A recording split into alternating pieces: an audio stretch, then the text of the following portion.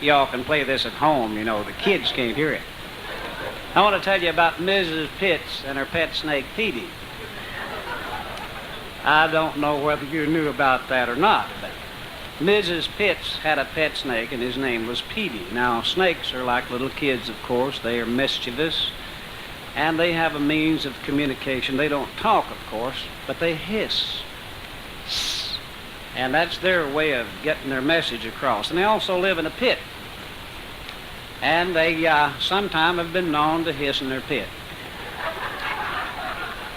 Mrs. Pitts was going to leave the house, and she told Petey, she said, now, Petey, I'm going to be gone for about 30 minutes, and while I'm gone, if you have to hiss, don't hiss in our pit. Go over to Mrs. Potts and hiss in her pit. So it was no time till he just had to hiss.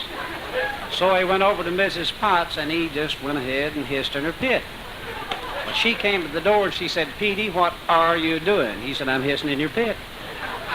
She said, you can't hiss in our pit. If you have to hiss, you hiss in your own pit. So this hurt his feelings. He cried, crawled back to his own pit, and hissed in it. In the meantime, Mrs. Pitts came home. She says, Petey, what on earth happened? She saw that the pit was full of hiss.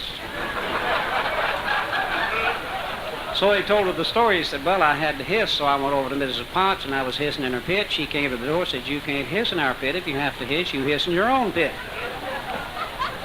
Mrs. Pitts says, well, don't worry about that uppity Mrs. Potts. I can remember her when she didn't have a pit to hiss in.